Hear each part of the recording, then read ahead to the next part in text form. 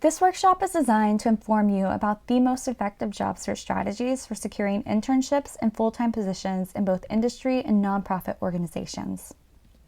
I will begin by briefly explaining the career services that we have for PhDs.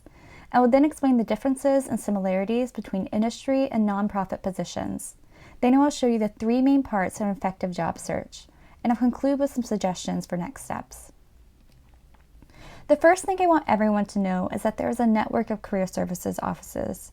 Depending on which college or school your doctoral program or your postdoc program is located, you would access the services in one or more of these 4 career centers. If you are in engineering, the School of Business, or the School of Public Policy, we recommend you begin by getting to know the services and staff in the career centers embedded in your school or college. Visit their websites to learn more about them and their career portals, Careers for Engineers, Hire Smith, and UMD Policy Jobs. If you are a student or postdoc in any other college or school, you have access to the career services through the University Career Center and the President's Promise. That website is careers.umd.edu. Here you have access to your Careers for Terps account, called C4T, using the link in the upper left-hand corner of the home page. Through your primary career portal and C4T, you can register for events, see job postings, and other online resources such as Interview Stream, where you can practice for an upcoming interview that you may have. All students are able to schedule an individual career advising appointment with Dr. Susan Martin, the Program Director for PhD Career Development, through C4T. How do you find more information about services for doc students and postdocs? The professional and career development information is located on the grad school website.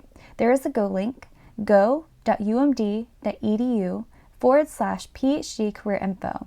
On this website, you can find a link to all of our workshops, the services that we provide, tools and resources for you, previous recordings, and more.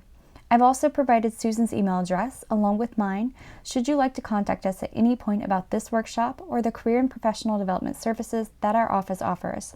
Our contact information is also listed on this website. So what is an industry job? It is a rather broad category, but for those of us in academia, it is often used to describe all non-academic jobs. In reality, the labor market is not a dichotomy. PhDs work in many different industries. Similar types of positions exist in multiple industries, and job titles will vary by industry.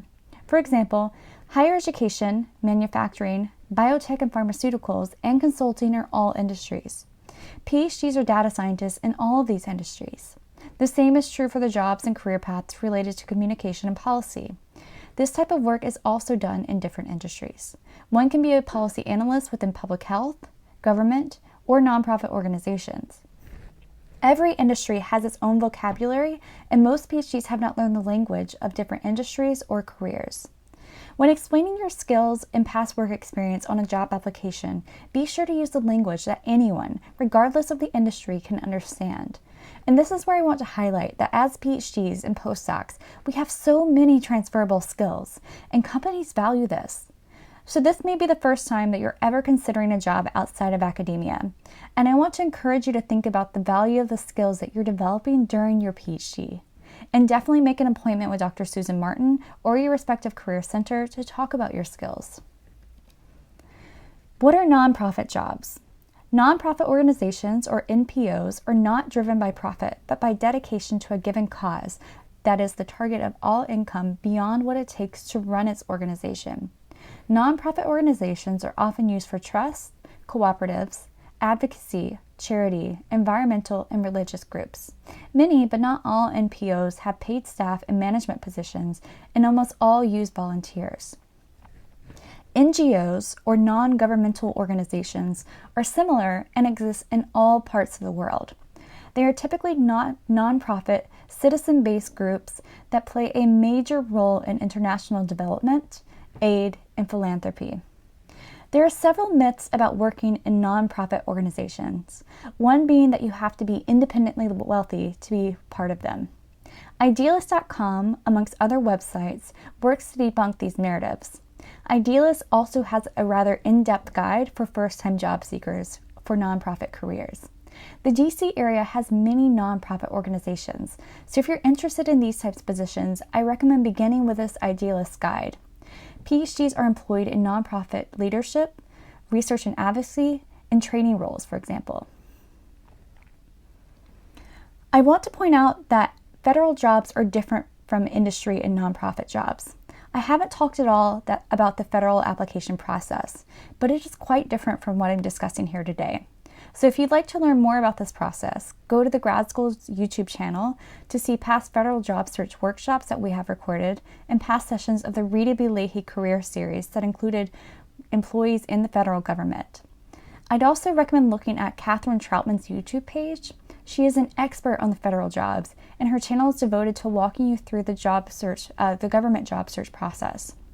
And finally, I would recommend looking at the websites and events calendar of the University Career Center and your primary career center for information related to the federal job search process and upcoming events related to federal employment. It may at first glance seem that these events are only for undergrads, but there is valuable information at these events that are applicable to both undergraduate and graduate students alike. Additionally, all Career Center events present an opportunity to increase your knowledge and expand your professional network.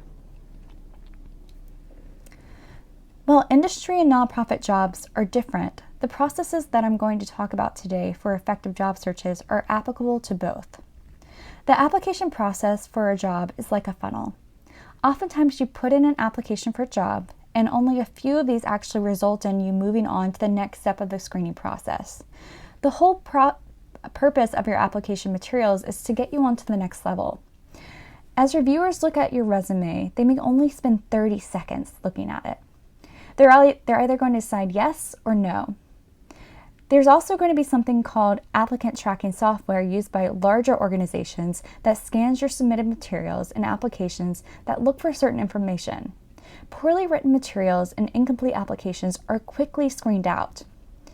If you get to the next level, interviews typically could be a screening phone interview, or you may be asked to submit a video interview of a set of questions. After this interview, you may get invited for an on-site interview. So there may be 100 to 300 applicants, and then there might be 20 screening interviews.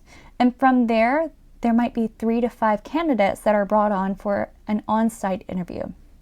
After an on-site or final round interviews, a hiring manager will rank their top candidates, and then they will start to do reference checks. Once they've done these reference checks, they or HR will extend a verbal offer. There may be some types of negotiations, but until a candidate has accepted the offer in writing, the search is typically not closed. This process can take 90 to 120 days, shorter or longer depending if there's some type of security check. Oftentimes, job seekers never hear back from the status of an application, and this is simply a reality. So I provided for you here 3 key categories of effective job search. I've color-coded this first section in red. The first section is something that you have to do before you can start your applications. You need to know the first type of position you're applying for and begin to compile a list of companies or organizations. Activate and expand your network. Networking and only submitting targeted applications are the 2 most effective job search strategies for PhDs. The second category in blue has to do with identifying openings and submitting high-quality applications. That involves polishing up your professional communication. It's going to be a very different style of communicating in emails and cover letters than some of the PhD academic writing that you've been doing. And this last category, the one in purple, has to do with the interviewing process and being able to communicate effectively. You need to show employers that you have the skills that they are looking for. If you're an international student, you need to be able to engage in a conversation about your work authorization. Or if you're a student with disabilities, you can decide if and when to disclose information about your disability and any necessary accommodations. This last part is about knowing how to negotiate an offer and appropriately accept or decline. You might hear people talk about the hidden job market, and this is really true for PhDs. You can find a position through job postings, of course, but most of the positions that PhDs find come through networking and this hidden job market. I want to speak briefly about this arrow on the right. Most students think about job searching in this downward motion as displayed on the pyramid, and they're going to apply for tons of jobs, and if they're in a high demand area, they're going to find a headhunter or a person who's going to do the work for them.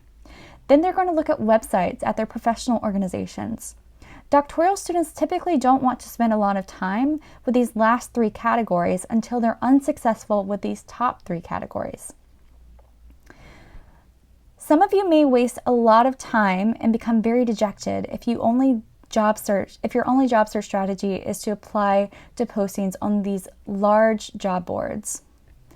I want to point out that employers actually hire in this other direction if you look at the arrow on the left. They start at the bottom of the pyramid with their hiring process, while doctoral students typically see this as their last resort. What I encourage you to do is to begin your job search process in the bottom categories of the pyramid rather than the top. If a hiring manager has an opening, the first thing that they're going to do is ask if anyone on their team knows anyone who can fill that position. They trust you and they know that you're going to recommend good people to them. The employer will continue to use their network and word of mouth. The last thing that they want to do is put out a job posting. It's a lot of work to get a position posted by HR and to screen all of those resumes. Hiring managers prefer referrals from a current employee. Networking is by far the most effective job search strategy, even for those government positions for new graduates and contractual positions within federal agencies. Networking is also an important strategy for identifying internships, postdocs, and other part-time positions. So oftentimes jobs never make it to job boards, and if they are on job boards, sometimes they're already filled. Sometimes an organization prescribes that all vacancies have to be advertised externally, even if a hiring manager has already identified their preferred internal candidate. You want to stick with strategies that are going to be most effective. The most effective is professional networking. You can start building professional relationships by attending events where you can talk with alumni and employers and by doing informational interviews. Informational interviews are really information gathering conversations. My advice is to start now and not wait until you're putting in applications, because then all of a sudden you're a job seeker as opposed to someone who is seeking advice and information. It is really much more comfortable to request an informational interview as a student or a postdoc who is exploring career options. Another strategy is submitting targeted applications. It's a technique where you identify employers that you really want to work with in geographical regions where you're willing to relocate to, or maybe where you're already located, and you're actively watching the postings that they have. The strategy is to forge connections with organizations of interest. You do this by reading the company website, following it and some of its employees on LinkedIn, and becoming visible to them at employer events and through professional organizations. Additionally, you should also be conducting informational interviews to learn more about that organization and opportunities and make connections that hopefully will result in an internal referral or inside information about upcoming opportunities. The last strategy that I'm going to talk about is really underutilized, which is attending regional association and professional organization meetings. Many doctoral students are presenting at large national conferences, but many doc students don't attend the regional area meetings or don't participate in organizations where professionals in careers you are considering gather. So, for example, if you want to stay in the DC area and you are a chemist, it would be a good idea to attend regional chapter meetings in the DMV area. In addition, there may be another organization of professionals working in local pharmaceutical and biotech companies. You could meet people in this area and network with people who you may never have had the opportunity to get to know at the larger, more academically oriented conferences. These are the active ways to job search as opposed to the passive way to wait for openings or even look for jobs on these big meta job sites and then put in hundreds of applications without really ever hearing anything back. And I want to point out that this chart over to the right comes from the TERP guide. It identifies different targeted strategies for applications. The TERP guide is available on the Career Center's website. So let's shift gears a bit and talk about getting organized. If you're beginning your job search now, I have some advice, and some of this may seem so basic, but I can't emphasize more how important this is. Put some time in your calendar for your job search and set some smaller, achievable weekly goals. It's what's going to keep you motivated and on track. You can also set up search agents on Careers for TERPs, Careers for Engineers, Indeed, LinkedIn. USA Jobs, and so on to watch job postings for you. It can send you an email whenever a job is posted so that you save ones you're interested in. For example, if you save in USA Jobs to send you alerts anytime a certain agency posted a new job or an internship, you will get an alert sent to your email and you can apply immediately. Also, keep track of the people with whom you've contacted and have had informational interviews with. Set up a spreadsheet and keep notes of what you talked about in those conversations.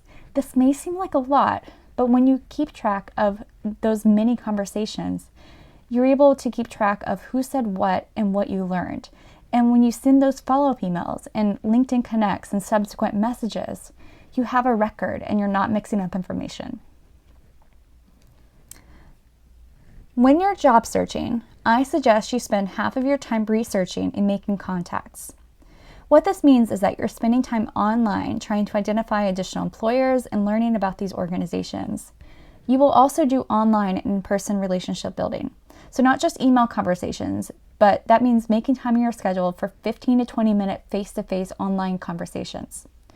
You can also use this time to review LinkedIn or Terrapins Connect profiles of alumni. These profiles provide valuable information about potential employees or employers. And you're also regularly looking at job boards to see the positions that have been posted. Then you spend the other half of your time preparing and sending tailored materials, preparing for interviews, and tracking and following up on applications if that's possible. The following up means checking in with someone in your network you may know to learn if the position has been filled. Following up is sometimes difficult to do, and you will have to accept that you may never know what happened with your application or your screening interview, but don't take it personally.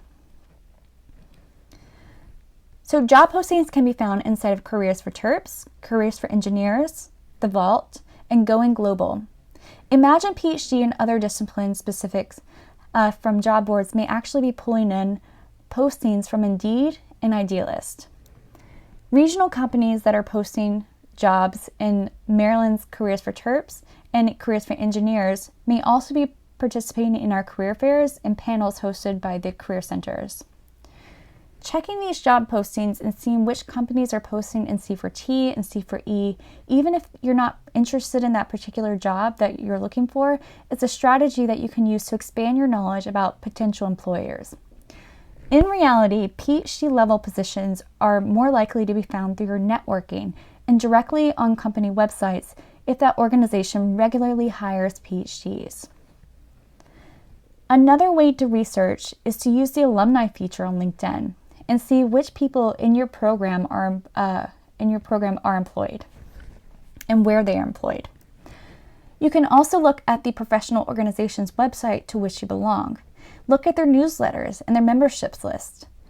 I mentioned how important networking is, but you may also network with alumni from your department through your departmental talks and events.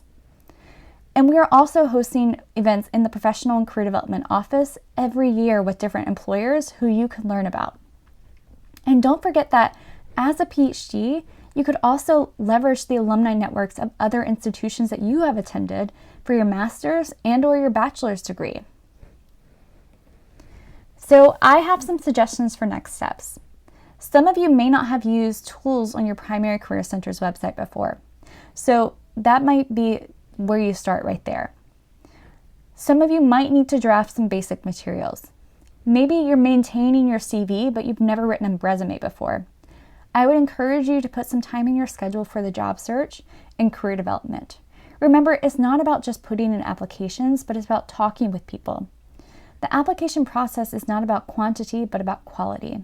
And finally, I would encourage you to schedule an appointment with Dr. Susan Martin or a career advisor in your respective career center and on the grad school's website at go.umd.edu/PhD career info.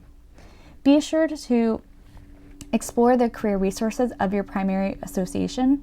For example, MLA, AHA, and APA all have career and job search information on their websites and regularly host career-related webinars. Again, this is our contact information and our website link, along with our Twitter handle. And if you'd like to talk more about your application materials or the application process, you can make an appointment with Susan in C4T. And if you would like to discuss how this type of session might be done for members of a graduate student organization, please contact me directly. Thank you for taking the time to attend this session, and we look forward to supporting you through your career development and your job search process.